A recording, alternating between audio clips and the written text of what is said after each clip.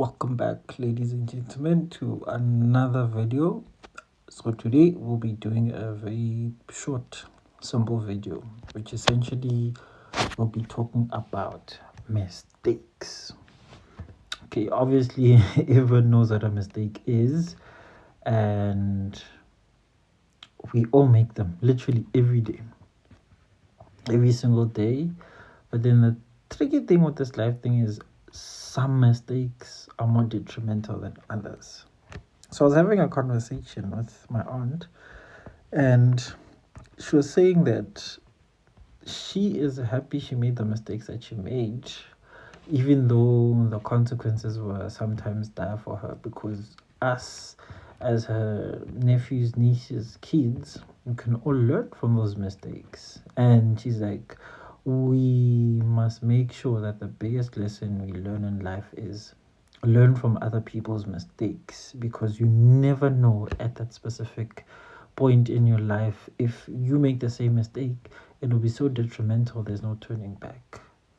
Most people in their mid-20s are either contemplating their careers or the choices they made with their friends, or the choices and situations with their family, which they made one or two mistakes and they'd hope things change, right? And then she was like, once again, the moment you realize that your biggest superpower is learning from other people's mistakes, then committing mistakes is the day that you catapult your life to grow quicker. Because she said she knows some people, if not most people, they prefer making mistakes by themselves because it is their own choices.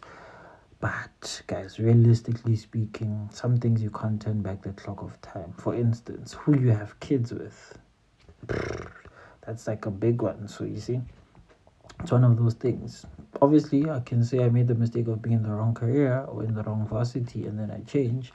Those aren't necessarily the most detrimental of things, but then there's some things which are too detrimental. So we need to sit with ourselves down.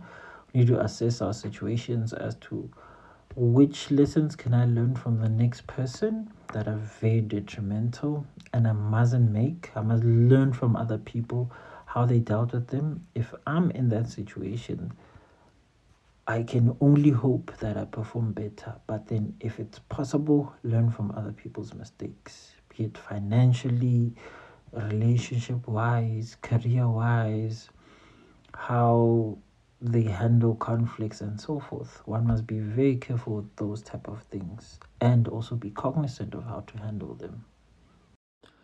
I like discussing finance, and it's not necessarily because I love money per se, but it's money, or the relationship of money and how to use it, is one of the biggest hindrances holding us as people back. When I say it's holding us back, because you work a job that requires more hours from you, you have less time with your family. But if you had more money so that you can have more time with your family, you have a better quality of life with your family. So do you see why I focus on money? Also, most people don't necessarily hate home. If hopefully there are better resources, people would bond better with family. So you need to understand your relationship with money, how it works for you, because money is your slave. If it becomes your master, that's a problem. Money must be your slave. It must serve you, not the other way around, you see. And we must stop having a bad connotation towards money. I know certain religions praise the lack thereof of money and all of the hard work, but guys, realistically speaking, you need money to have a better quality of life.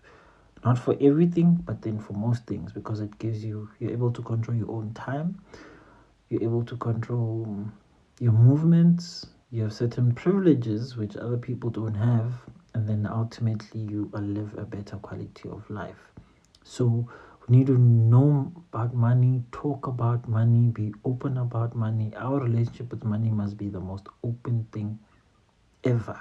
It mustn't feel like a threat or a taboo thing to do. Granted, generations before us didn't talk about it so openly, but then we're in a position to change that narrative and change it for the better. But besides that, ladies and gentlemen, let's do better for ourselves, for everyone around us.